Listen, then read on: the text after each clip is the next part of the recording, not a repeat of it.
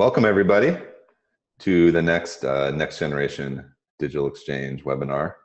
My name is Matthew Fluharty. I'm the Executive Director of Art of the Rural, and we're really excited to have you all with us today and to welcome our distinguished guests. Just to give you all a little bit of sense of what we're up to with this series, in 2016, with the support of the National Endowment for the Arts, Art of the Rural and the Rural Policy Research Institute launched Next Generation, which was an initiative focused on bridging conversation, collaboration, and cross-sector network building within the rural creative placemaking field. And at its root, Next Generation operates through three interlinked activities: cross-sector regional networks, a digital learning commons, which you all can find at ruralgeneration.org, and the National Rural Creative Placemaking Summit, whose inaugural meeting was in Iowa City last year. We brought together 300 people from 38 states to talk about the future of rural creative placemaking. So after that, to build upon this collective energy and to spark an evolving national dialogue, this Next Generation Digital Exchange series began. And what we're seeking is to draw upon the power of connection to bridge further conversation across regions, sectors, and place-based philosophies, so that we can just help forward all kinds of different thinking about rural creative placemaking and rural cultural work, and think about the future of our places and our cultures. So roughly every 3 weeks or so, these digital exchanges will offer an opportunity for folks to come together, to engage with leaders working across a range of fields, and just to keep ideas going. So each one of these digital exchanges will feature about 2 to 4 voices from across the country, sharing specific themes, challenges, and opportunities that we all collectively encounter in our work. And I should say that while some of the features of our time together here are in the webinar format, here we are using Zoom, we're really hoping this is a space for new ideas and unexpected connections to emerge. So at its root, we're hoping this is a very un-webinary webinar. This is just a place for all of us to get together, be together, talk, exchange ideas. And with that in mind, I just would real briefly like to call everyone's attention who's joining us from across the digital universe to check out the Zoom rectangle that's in front of you. So what you'll see here, let me move my screen a little bit here as well. You'll see at the bottom of the screen a little comic book quotation thing with dots inside. If you click on that, that'll open on the right-hand side a chat function where folks can exchange ideas, share links, and just have a conversation as the conversation's unfolding in front of you. If you would like to ask questions of our panelists, you'll see also on the very bottom of the screen a little box that says Q&A. And when you click that open, there'll be a space there for you to ask a specific question. The way that our conversation will work roughly is that 20 minutes of our time will be for introductions. Another 20 minutes will be for conversation between our panelists. And then that final 20 will be for Q&A with folks from across the field who are taking part in our conversation as well. So again, if you have questions, drop those into the Q&A box. For comments and other related stuff, please use the chat function for that. I'd like to transition here just before passing it off to our guests, just to say that this digital exchange series is made possible through the support of the National Endowment for the Arts and the McKnight Foundation, 2 entities which have stood by rural communities, rural artists, rural culture bearers, and rural communities for decades. We're deeply grateful for their support and their guidance as this project has continued. Also, this digital exchange series is produced at the Outpost collaborative space in Winona, Minnesota, which is national headquarters of Art of the Rural. We are so honored today to have these 4 folks with us. You'll get to hear a lot more from them in the next 55 minutes. But very briefly here, I'd like to introduce you all to Kiran Singh Sirah, who is the president of the International Storytelling Center, which produces the world-acclaimed National Storytelling Festival. Kiran is joining us today from Jonesboro, Tennessee. Lauren Carlson is also with us. She is a poet and a media producer who resides in Dawson, Minnesota, and is joining us from a classroom in the region with a bunch of other folks. Oh, there they are. Welcome, guys. That is the Next Generation, and we're really happy and honored to have them with us as well. Also, Faye Dant is with us. She is the executive director of Jim's Journey, the Huck Finn Freedom Center in beautiful Hannibal, Missouri. We're really grateful to have Faye with us. And finally, we're excited and deeply grateful to have Cheryl Lee Hills with us. She's the Executive Director of the Region 5 Development Commission in Staples, Minnesota. Cheryl will be moderating this conversation today and sharing so much of her perspective about how storytelling and that kind of communication and engagement, how that is interwoven in a whole series of other sectors in our rural community space. So without further ado, thank you all so much for joining us from across the country. And thank you again to our 4 panelists. Thank you, Matt. And also thanks to the Art of Rural family, Rupri family, and of course, the University of Iowa for hosting this discussion. I am Cheryl Hills, the Executive Director of Region 5, as Matt said. And I live and work in 5 counties in central Minnesota. I'm honored to be with you all, super excited to hear from this amazing panel of guest speakers. To briefly set the stage, I'll share my perception a little bit and give a little context about the use of story, and no doubt we'll hear more from our panelists around this. But I think the use of story is extremely powerful, and it certainly has been an ancient practice within most all cultures, as we know. Using stories to bring people together in communities, I feel, is an intentional practice. We use stories in central Minnesota with groups of people as a way to mirror likeness and to find ways to help them see themselves in our cause or our value, find that ownership, as a way to motivate desired action. And sometimes that action is just a simple conversation. So stories, of course, they come from quantitative inputs such as data. We know that. Numbers do tell part of a story, but they also come from the qualitative space, such as experiences, which we're used to. Stories don't always have historical nature, from my perspective anyway. They can be futuristic and visionary. I happen to be a huge fan of Dr. Seuss, one of my favorite storytellers. So I like that mix of reflection and value and ideas. And so I appreciate that story can come from many, many different mediums. So when I think about it, of course, there's the written word, poetry and articles and blogs and glyphics, but they also come from performing art, which we know, film, song, dance, demonstrations, comedy, and a bunch more. That visual art piece is important as storytelling as well, photography, videography, paintings, and the functional art pieces tell a story, like artifacts and pottery and sculpture and woodworking, and even basket and rug weaving. Tell stories within those fabrics. So that intersection of art and storytelling is quite interesting to me. So I appreciate being here to listen and learn from the panelists. And again, it's powerful. What I recognize is that story source can determine how we value or devalue a story in its entirety, right? So you know where that source comes from, matters to you. Powerful stories are absorbed and internalized. And they form, this is why it's important to me to have this conversation, because they form our perspectives and our worldviews, making it really critical to seek divergent views and interesting stories outside of what we have experienced. And so in Region 5, just quickly, we deploy various types of storytelling in our regional community development work, like lots of folks across the nation do, which for us is a mix of placemaking, sustainable communities, what we call our resilient region, building value chains through community capitals, and of course this next gen work that we're all engaged in as well. It's a mix of those things.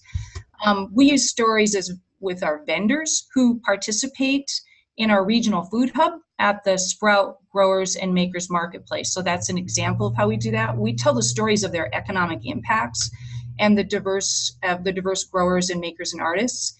And we do that in hopes to draw more people in to participate in those opportunities, those economic opportunities. We also do it to bring people together in a place that we can have unique conversations.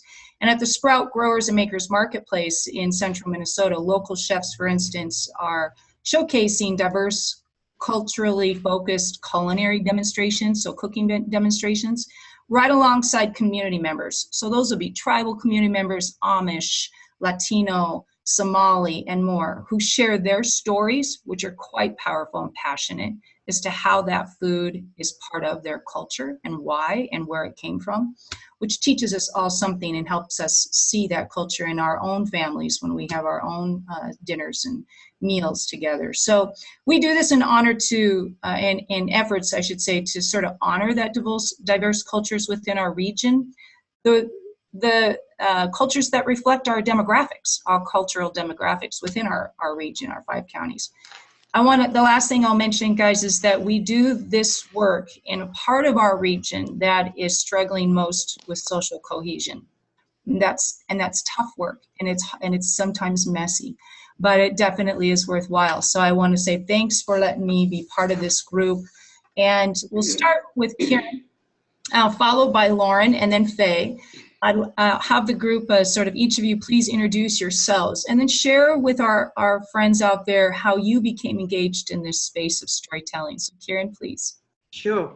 Well, thank you, Cheryl, and it's wonderful to be here from this mountain top in East Tennessee. So namaste, y'all, and greetings.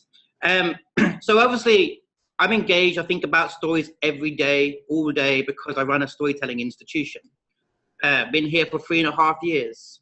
In the United States for about 5.5. But when I really think about it, I think for me, it goes back right to the early ages of when my parents came to Britain in 1972 as refugees. And obviously they were part of a thrice migrant community, a community that traveled across 3 continents. It was forced and labor migration. When they arrived in Britain, they couldn't take any of their personal possessions with them. So one of the things that was really powerful that no one can ever take away from you are your stories. Stories that were passed on to me about our warrior heritage, about our rural beginnings in northern India, stories of survival, stories of faith and belief.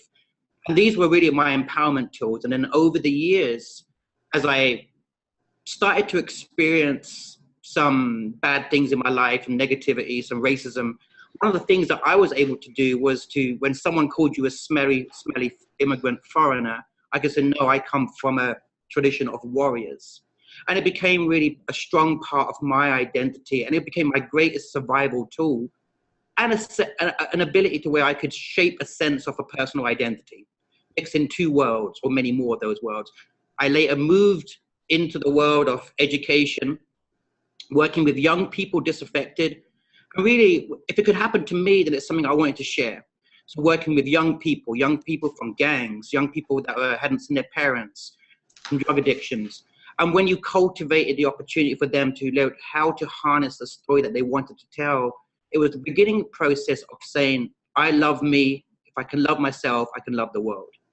So that was a really important part. I went on to do a lot of work in Scotland, in Northern Ireland, working on peace and reconciliation programs, part of a peace emergent project, bringing people that had been affected by war or violence, people that had been served in paramilitary organizations like the IRA or the UDA, to police officials and many other different people. And I did that in Scotland, in Northern Ireland, in Colombia, and with the Middle East. And I kind of did a lot of different types of work using the story process as part of peace and reconciliation. And then obviously came to the United States and engaged in many more programs, and then eventually kind of got this job. So I think about stories every day, all day.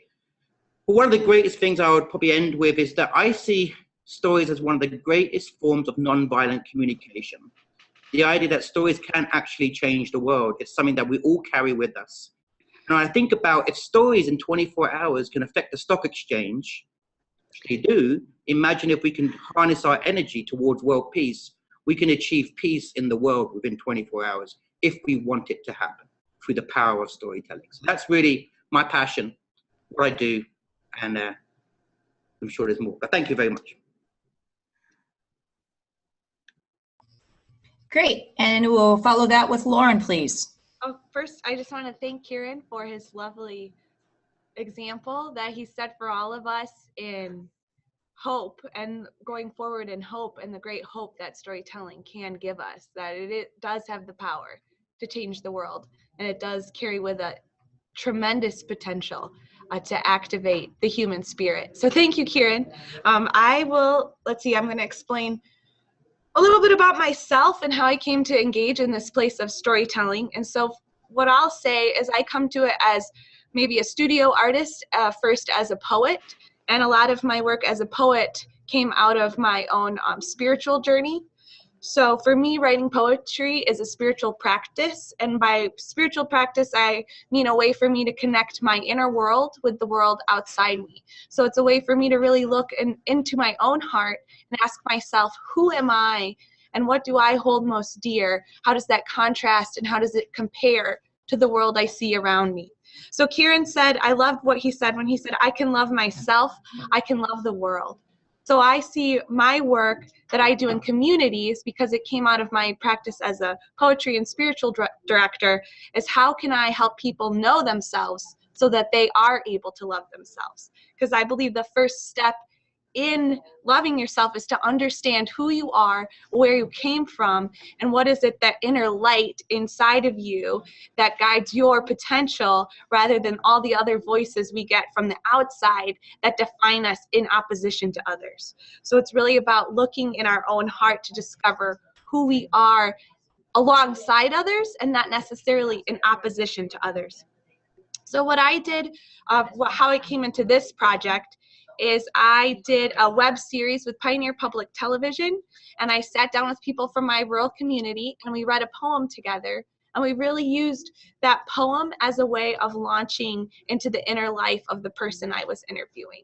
So like Kiran, I believe that poems, my form of storytelling is poetry, and I think poems have the power to change the world. And we've been writing here at the public school, Dawson Boyd Public High School, where I'm from, poems, and it's really giving the students an opportunity to list objects, foods, sayings, natural features, the landscape around them, and to show how these things have created who they are and how they see themselves as they get ready to launch out into that world. So I'm really excited to be part of this webinar. I'm excited to have this invitation. I'm excited to include all these people, and it's just a real privilege to be able to talk about what I love most today with all these people. So I'm going to introduce Faye now. Hand it over. All right, good. Thank you so much. And again, I like you. I appreciate this opportunity. My experience is probably a more grassroots, kind of an exploration of myself. I am a Hannibal native. Hannibal, as most of you may know, is a boyhood home of Mark Twain. So this is a town that is everything Twain except Black folks. And so I had, until recently, I have to be honest.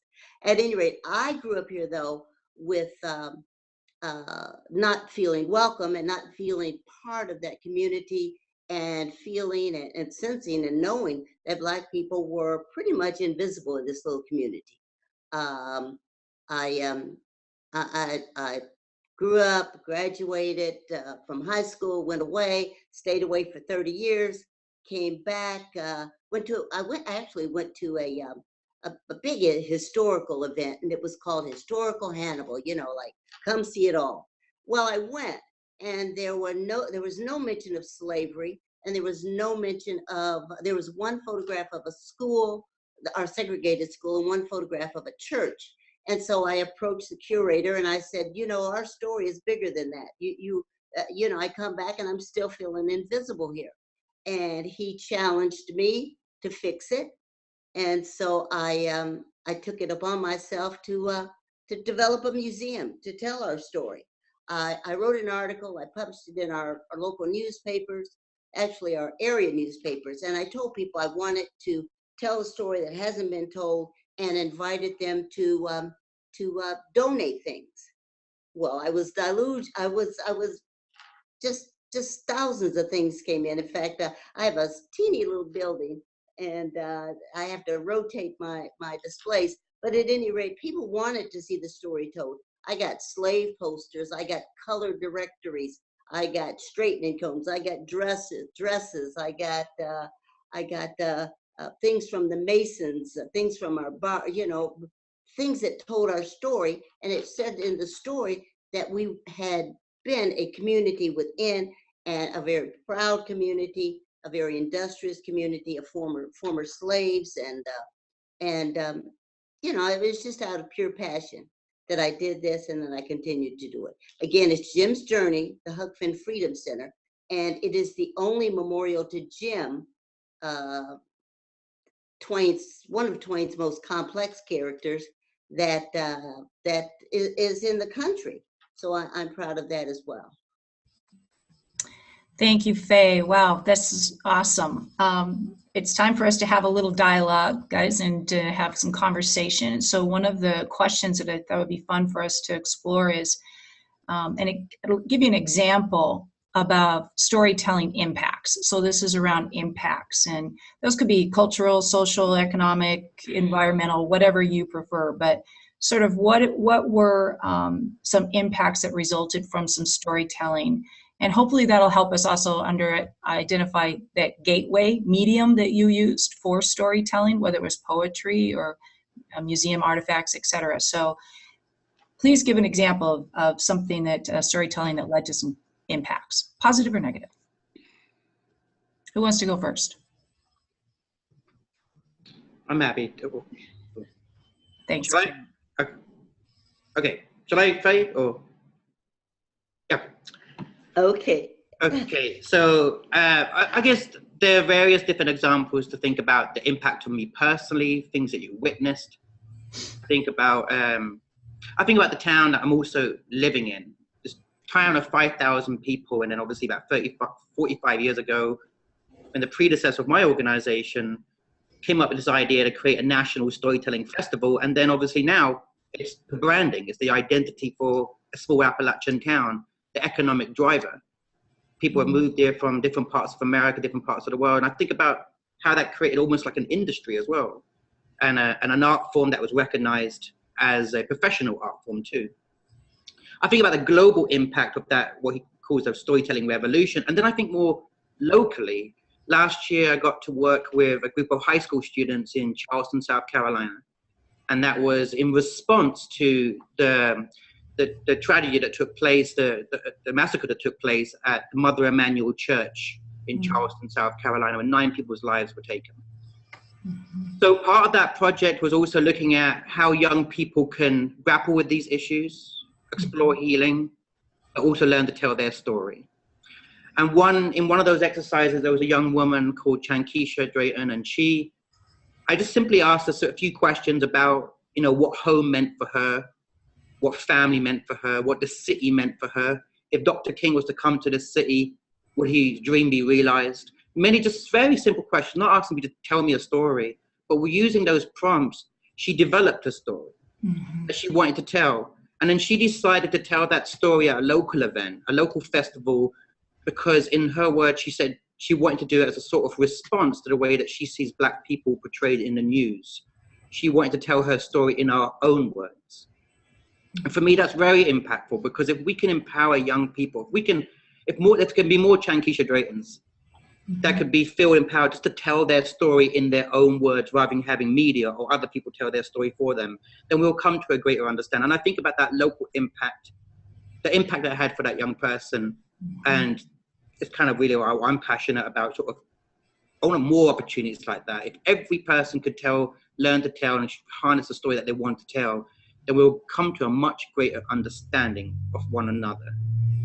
2 people sit in a bar that learn to tell stories, or 2 nations. So. Wonderful. Thanks, Karen. Go ahead. That sort of reminds me of an example of something I experienced when I first opened the museum in 2011. Just to continue with the theme of invisibility in Hannibal, I opened. I had about 300 Black people show up, and I had some other community members show up, but that was a big number for Hannibal. Hannibal's about 17,000 people, and African Americans represent about 9% of that population.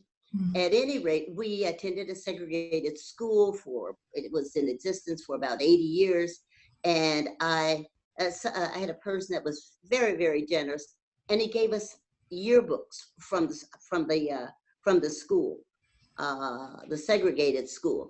And I had a young woman showed up, and in my museum, I have pictures or photographs, I should say, of some of those graduating classes. At any rate, she happened to be, checking those out, and she said, "Oh my God, my grandmother." And she was so excited. She got on the phone and she started calling people all over, all over town to say her grandmother was in a history museum. So that kind of represents some encouragement for me. And that's, you know, one of my favorite things about doing what I'm doing.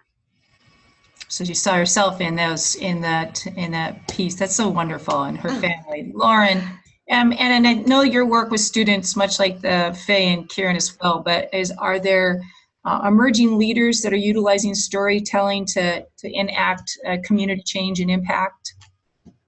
Well, what I would say for my experience with doing my Poems from the Field series is what happened is, instead of identifying like one emerging leader from that, is that people who are featured in the series began to think of themselves as leaders. And over again, when I went and sort of had viewings for these series, people would say, how did you find people who are so articulate about their inner life in Dawson? How did you find these people? And I would always say, well, the secret is everybody has a story. And if you know how to ask the right questions, you'll find that everyone does have those capabilities and has the power to lead in their own way. So especially with the students, it's been really a privilege to hear them find their voice. We did an exercise yesterday, and I said the most important part of this exercise is I need to hear what your voice sounds like.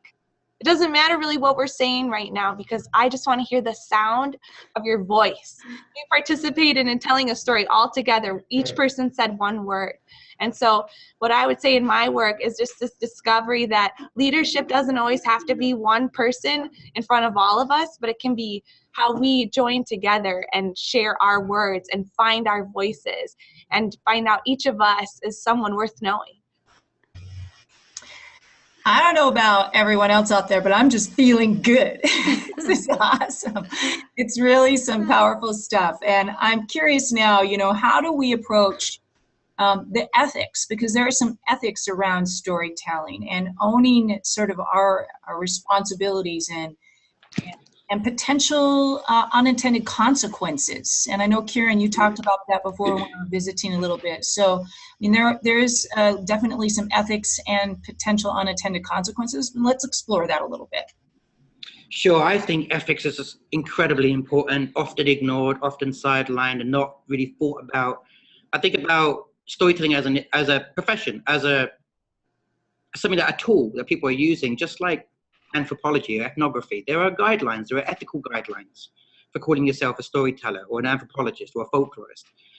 I think about ethics because I think, you know, we might have a certain intention that we think we're doing good, but actually the intention later on, the stories that we might collect, can actually be manipulated and used in a negative way.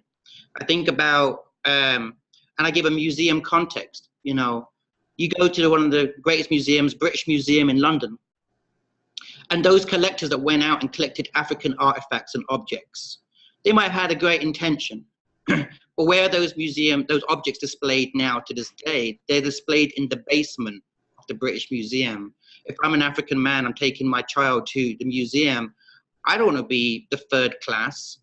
When the European art is at the top, it says that Europeans might be more important, Asians might be second, Africans might be, and you go into the basement, like you're creating this immersive African experience, like a jungle. And that is the things where, you know, we have to be very careful, I think, especially when we are exploring stories globally, who owns that material, when we're collecting, when we're empowering organizations. I make choices who I'd like to work with.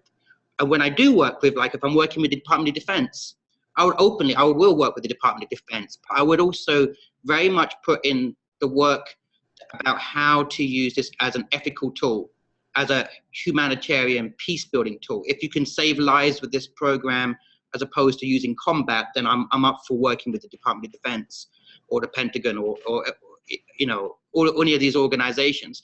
I may choose not to work with, say, corporations, but I think ethics is incredibly important. And I think, you know, we potentially probably need a guideline, some guidelines developed. And I think it's, I think it's incredibly important. Questioning collaboration, what that might look like. If we're developing a community exhibition to tell personal stories, who's picking those community members? And how many words have they got? 25 words to write the interpretation label of an exhibition in a museum.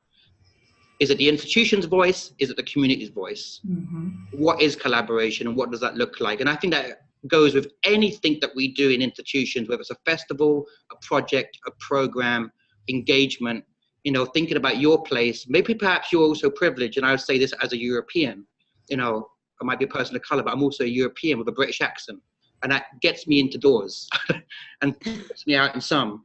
But thinking about that place and how ultimately you can use that position to facilitate change, help a community to speak to one another.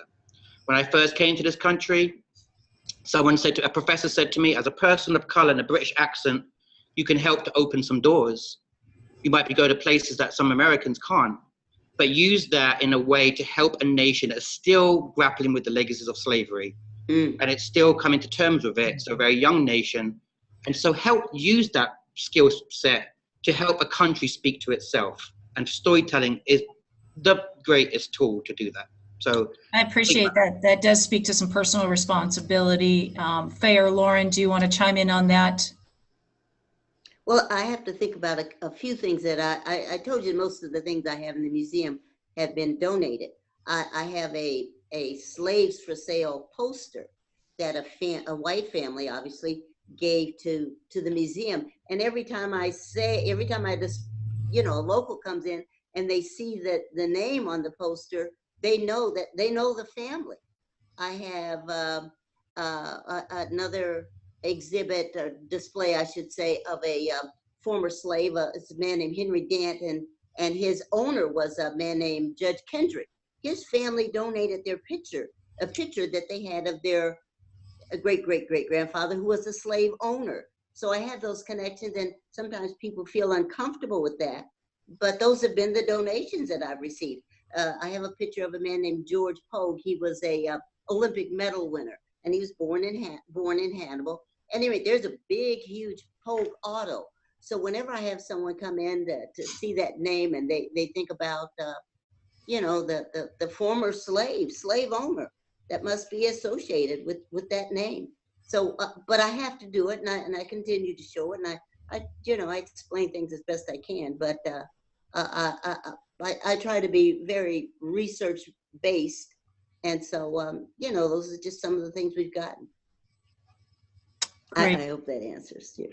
Yeah, that's great, Faye. That's very good. And Lauren, I know, unless you want to chime in on that, I'll ask another question. Okay. Well, I guess the only thing that came to my mind when I've heard this before, when you're dealing as an artist and there's lots of things happening in your community and you want to reflect back, one thing that's really important to consider is whose story are you telling, and to be respectful that someone else might have what you think is an exciting and interesting story, and don't take that story and tell it through your voice because you think they have something more exciting to say, I guess. So one thing I like to use as a guide, and I heard this at another conference, is to always ask yourself, are you a thief, are you a tourist, or are you a guest? So if you're dealing with someone else's stories, don't steal them. Like, don't go in there and just take it without knowing what it means to those people. And so I think that's what Faye is explaining, how she's had these things donated to her. And so she's treating them sort of like she's the guest of these objects and making sure she's giving them the care that they deserve, because in her town, people know one another. And I relate to that too. It's kind of like we've been writing these poems with the kids, and some of them are like, well, should I say that about my bus driver? Because everybody knows who they are. So there's this tension between us expressing ourselves and also being civil with our community. And also the last one is how you're treating other people's stories. So just watch what you're doing. Make sure you don't find yourself taking what someone else said because you feel like theirs is more exciting or interesting. And then what you're really doing is minimizing yourself when that happens. So that goes back to my biggest passion, which is teaching you to get acquainted with yourself. You won't have to steal someone else's story if you know your own. That was so well added. Thank you, Lauren. That was really important stuff. That was really important. And all three of those contributions were great. And it segues quite well, actually, into the question around the potential for any medium or storytelling to impact politics or systems change, right? Or policy or systems change. And just by way of an introduction to that, and segueing from that previous point, tagging onto that previous dialogue, is that recently, or yesterday, I was called by a couple legislators from the state legislature who said, Cheryl, we received this somewhat scathing email about investments in the space of broadband, and we're wondering if we can take that letter, your words, your story around how this impacts folks, these decisions we're making on policy decisions. Can we read that on the floor of the legislature? I had to go back and read it, of course, to make sure those were words that were important enough to be shared. But I love what Lauren says about those folks, at least at that level, understood that they were telling my story and my points of view, and they needed permission sometimes to do that, and sought that permission. And I think that was important. But I'm curious to know from your guys' experience, so what are those incidences where potential for any medium of storytelling to have policy or systems change? And that could be somewhat euphoric in nature, or a previous example of what you've actually gone through. And then after that, we'll bring some questions from the attendees and audience, because there's some good questions out there. So who wants to start? Well, I can be somewhat brief. I mentioned that I'm in the town Everything Twain. Since I've opened the museum, and it is, I do talk about Twain and his Twain as the humanitarian. At any rate, since doing that, the Mark Twain Museum, Boyhood Home, now has to include Jim's journey on any kind of teaching they do around Huck Finn and around Mark Twain, and to add this element. So I have had an impact, and I appreciate that, and it did take some doing, quite honestly, but it has happened. Thanks. Oh, I'm just going to unmute myself. So I'm in a really small town, so I'm thinking of this on like a really micro level. But one instance I can think of storytelling changing the power or the policy, affecting policy levels, is the school here is unique in that it has a performing arts auditorium that is affiliated with the Community Arts Association.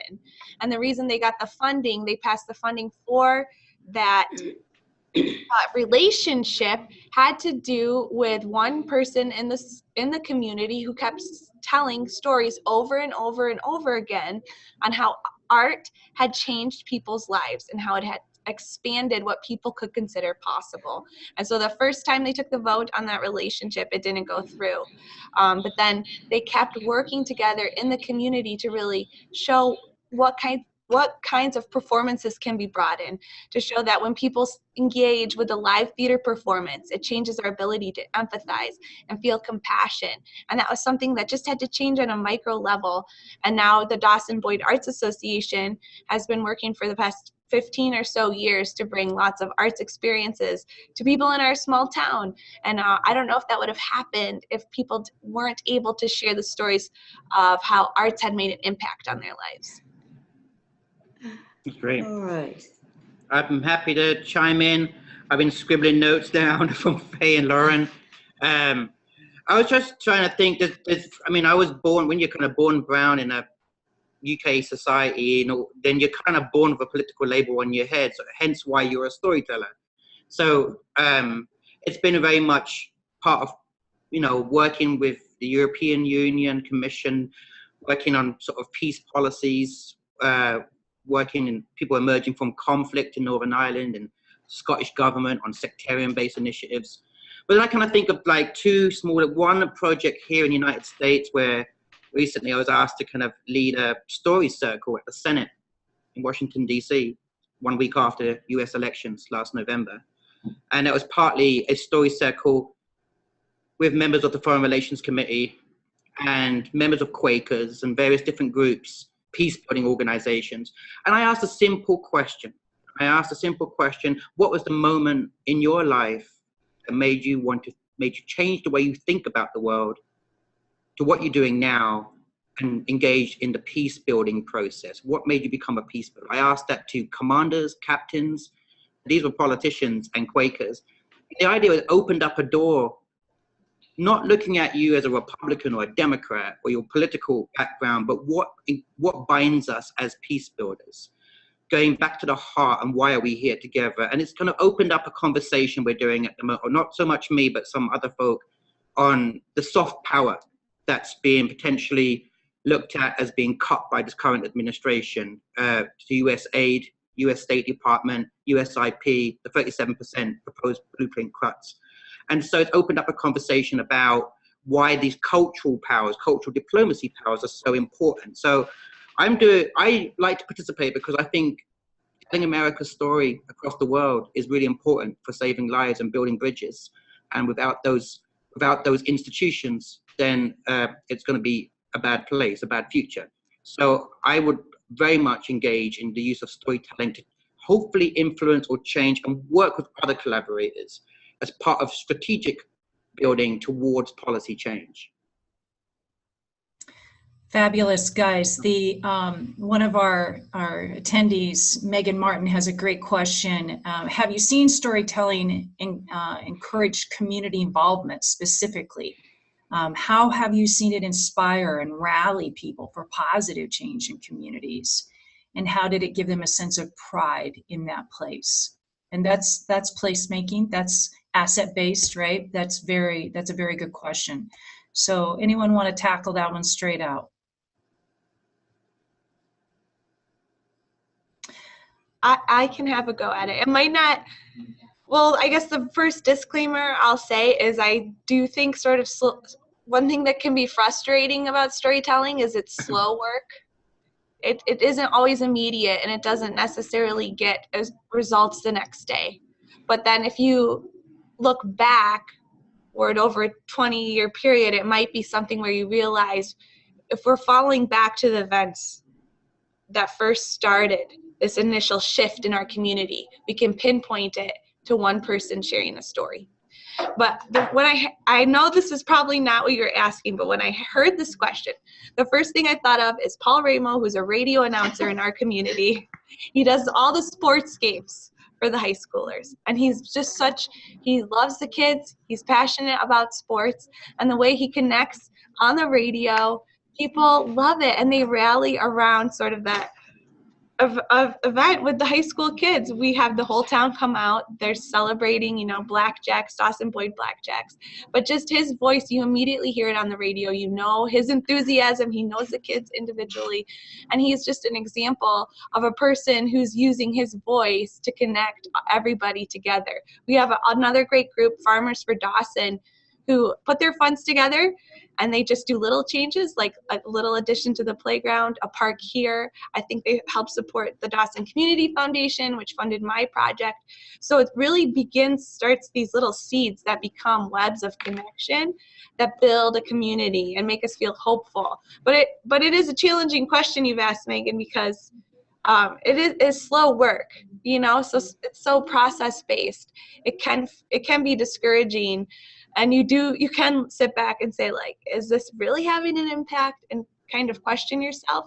But in those moments, I just try to look backwards on things that I saw started a long time ago, and how just that seed, like there's a Rural Arts and Culture Summit that takes place at University of Minnesota Morris.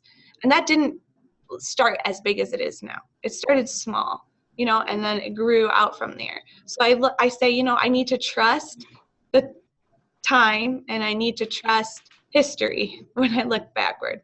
So I think remembering is a good way to help me realize how effective storytelling is. And I guess, I don't know if Kiran or Faye have anything to add. They might have more specific examples. I'll add something. I just think, I won't go into too much detail, but I think it's important. Look at history and look at the social movements, some of the most powerful, most effective social movements, and how storytelling has played a role. Think of Dr. Martin Luther King when he told his story on the steps of the Lincoln Memorial in '63. How it inspired a movement, how it helped to unpack the individual stories of the civil rights era, and how that helped to build communities together with students from different universities, helped strengthen the movement. You think of Gandhi and his Salt March, and how he created a visual human story there.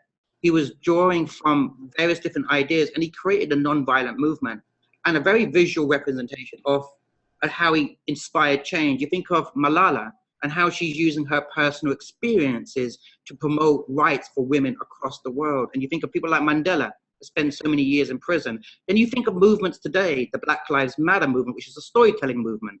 You think of the Tea Party, which is also a storytelling movement. Both that have drawn from the use of stories for various different ideas, but these are movements, they're storytelling movements. They draw from story, they use story, and they capture the hearts and the minds and the soul of people to come into that particular type of cause. It's a very powerful approach. So you think about that, you also think about, and I'm reading Eric Liu's book at the moment about the power within us. I can't remember the exact title, and how story can sometimes use to justify if you're in a position of power, and how you justify that position, like a so-called president, I'm gonna, no names mentioned, but then also how it might be used to keep a community sort of down and from breaking that cycle. It's very, very powerful when we look at it and how it's being manipulated in terms of our power structures in society. What's successful, what's not. But look at the world, human history, and we'll see storytelling being used. Faye, unless you're going to chime in on that, and I might segue another question that Ken brought to us, I thought was interesting too. Is storytelling most effective in person? Can it be telecast to affect people? Well, you know, since I have the museum, mine is all about pretty much in person. I mean, I love the people that come to visit, and kind of this I'd like to piggyback off of the other question, and that is how it impacts today. I have a little exhibit. Well, it's not a display. It's just a photograph of a newspaper article when George Wallace, the segregationist, came to Hannibal in '68 when he was running for president. Now, I was a high schooler, and I'm in the photograph, and I'm one of those kids that was throwing tomatoes and being disruptive. And I think because of that, we now have, here in Hannibal, we do have an indivisible group, excuse me, the group of protesters and resistors. And I have to say it because I can. And at any rate, we have young people that have joined that group based on the little exhibit that I have that shows that we can be effective.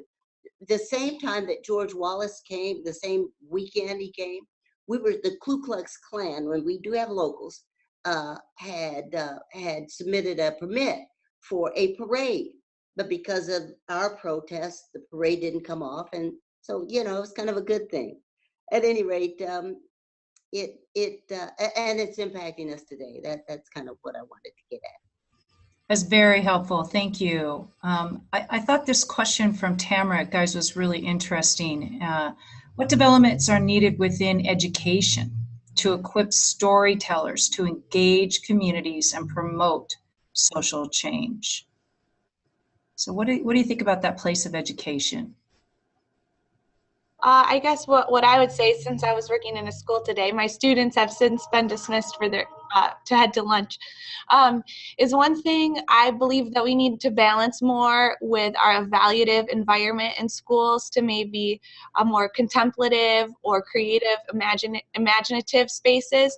So many of the students' assignments, they're evaluated and graded and marked on fulfilling specific requirements, and that makes those kinds of places make it really hard to have the space to be able to share and tell a story and to think creatively, because you're constantly thinking, I'm being evaluated, I'm getting a grade, I have to fulfill an expectation.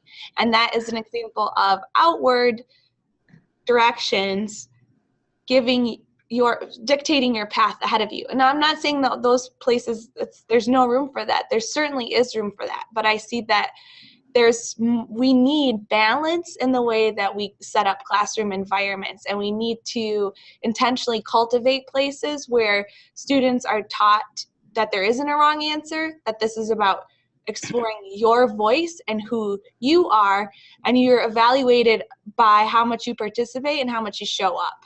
Like just being here, not distracted and focused on the assignment, because it's about you and you showing up.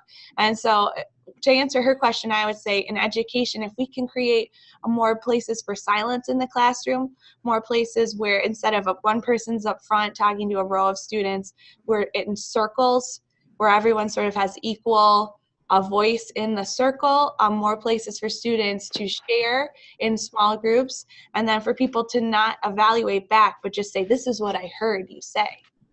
So to train us to not agree, disagree, but just reflect. And I think Kiran, I saw, am I getting a signal from you? Oh, no, I was gonna chime in after that, if that's okay. Just with one very quick response. It needs to be supported in education. It needs to be supported at the government level. Arts education needs to be supported because the various different art forms are different ways in which young people can express themselves and choose their own destiny, be in charge of their own destiny, to be whoever they want to be, whether that's visually, through music, through poetry, through the arts, through direct live-based storytelling, through hip-hop, whatever art form, dance. They're all different forms of the storytelling. And I'm very fortunate to come from the United Kingdom, where every child in the UK gets access to an art experience. It's seen more as a core subject, and I can't understand why that's not supported.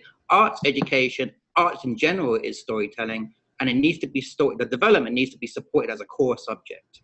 And that's my view. Kiran, if I can chime in on that, I think folks sitting out there may be thinking, well, obviously that's not our core curriculum and it doesn't add value to trying to train a qualified future workforce. It seems on the face that it could be visualized or considered to be extra, right? And one of the things I think needs to change in education is to think about arts as creating that problem-solving, creative thinkers, that innovation that comes from all mediums of art allows that workforce to be problem solvers that we want in the future. So tying that back to why it's important versus just saying it's a beautiful thing to do when the resources are so scarce to be able to do beautiful things, but making it a core component because it is critical to our thinking and how we develop and how we solve problems and are innovative. That's pretty important to change that language. But sorry. No, I totally agree.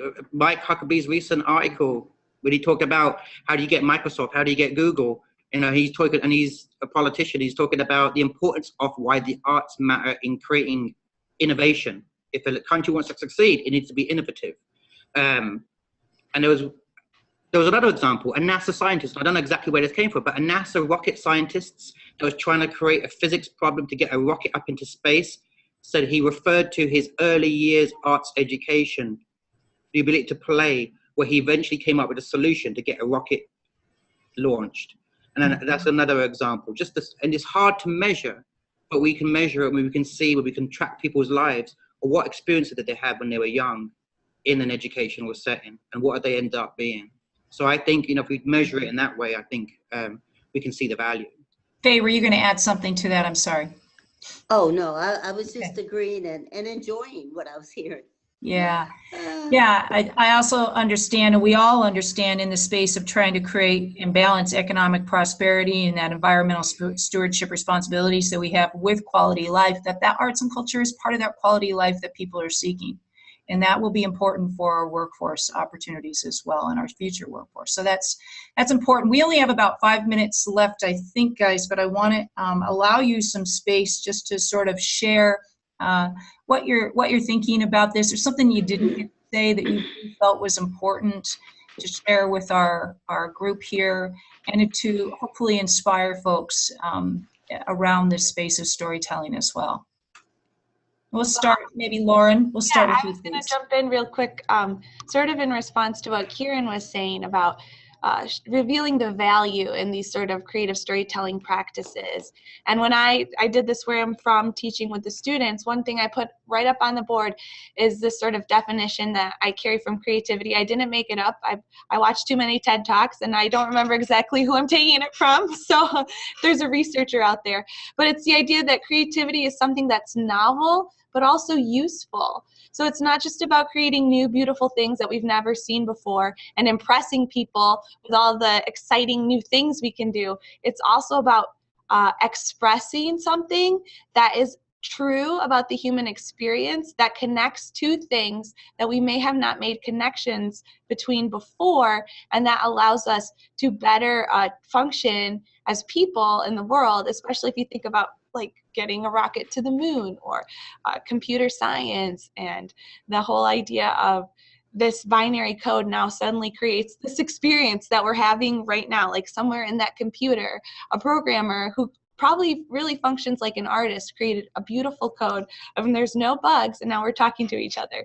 You know, so this idea that creativity is something novel and useful, and that it's created when we can make connections between different parts of our brain, because the brain is so wonderful and so efficient that it likes to go from point A to B as fast as possible. And if we don't have those arts experiences, we never explore our full potential because we're so focused on efficiency. So to answer the education piece, that those creative experiences, those storytelling experiences, we actually are making our brains less efficient, and we're taking the long path, or we're taking the dirt road, the side road through the mind, and making connections where people couldn't make connections before. And that's teaching us something new. And we can't develop, we can't figure out our place in the world. We can't expand our technologies. We can't take care of our environment. We can't steward each other. We can't care for each other unless we are working together and collaborating, both in our own minds and with one another. So that's another, I think, just one last thing I have to say. It's just that creativity is so powerful and can only happen when we have the space to experiment. All right. Well, my response is that I get a lot of young people to visit the museum, a lot of locals and a lot of tourists, and it's just a learning that's more.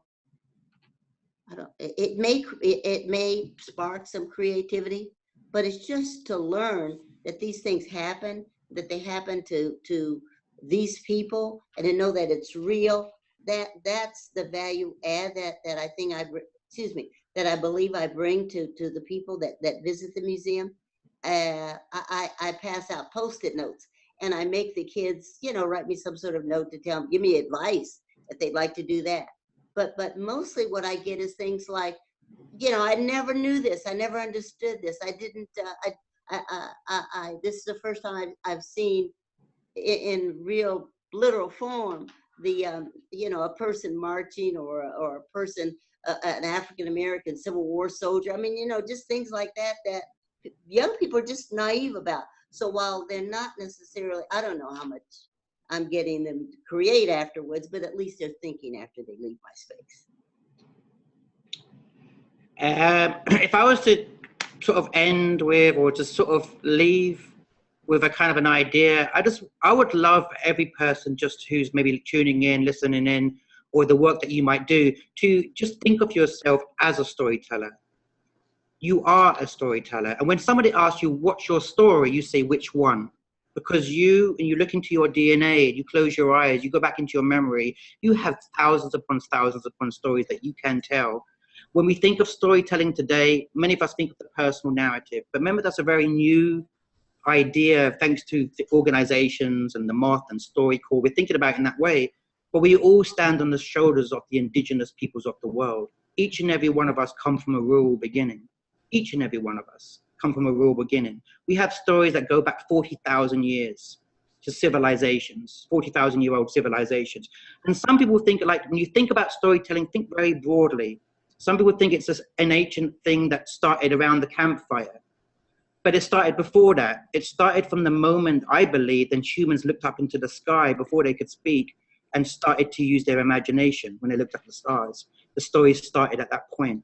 So you think about storytelling in a very broad sense, and be very aware of the stories that you are creating every day, in your life, in your year, with your family, with your connections. Even, you could even think, I'm going really hipster here, the way the universe is evolving and unfolding. It's like one big story. So think about it in that way. And then also, but always imagine yourself, you are a storyteller, and through your stories, you can make a difference to the world. That's what I'd love people to leave. It's really good, Karen. Thank you so much, all of you. As I turn this over to Matt, I just want to thank you all very much. I often reflect upon that quote, "The courage is what it takes to stand up and speak, but it's also what it takes to sit down and listen," and the importance for me to listen to more stories in a very intentional way. And that's a Winston Churchill quote, of course, guys. But as I turn this over to Matt, thank you for allowing me to listen and to hear and get some wisdom. It was really fun. So Matt, we'll turn it to you now. Cheryl, thank you so much for moderating this conversation. And I think for helping so many of us understand, I mean, the ripples that this has across the community. We're grateful for your time moderating. And Kiran, Faye, Lauren, thank you so much. This was truly a gift, and I'm grateful. And I know that folks across the country who have joined us today are grateful as well. Thank you so much. I wish we could do this every 5 days. It's very encouraging. It's exciting. Thank you. I just really want to thank the folks who tuned in from all corners of the world for this. We're grateful for y'all being with us. Thank you so much for everyone who joined us today.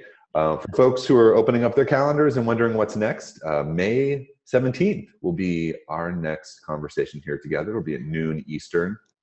And we'll be looking at, I mean, I think it's a really beautiful thread that began in this conversation, looking at community arts and the resonance that community-based practice can have. So you can imagine paddling down a river while participating in a theater performance, encountering a mobile arts classroom on the Pine Ridge Reservation, or experiencing a musical composition in a national park. That's a little bit of the direction we'll move from our conversation today towards. We'll have 4 artists with us who are going to share their experiences talking about how community arts practice can help us explore our collective relationship to place and culture. I mean, I felt that so deeply in our last hour, and I'm grateful for that, just to have a chance to hear that and to see where this might go. Our panelists for our next conversation will be Ashley Hansen from Place-Based Productions, Brian Parker from First Peoples Fund, and Christina Rusnak from the Switchback Group. And we're really lucky that the moderating torch has been passed from Cheryl to Patrick Overton of the Front Porch Institute, who literally wrote the book on community arts development. It's gonna be a really wonderful conversation. And I think, like I said, a lot of those threads are gonna carry over to May 17th. Folks, thank you again so much for your all's time. Kiran, Faye, Lauren, Cheryl, thank you so much. Thanks to the folks out there. You all have a wonderful rest of the day. Take care. Good, thank you. Right. Bye-bye.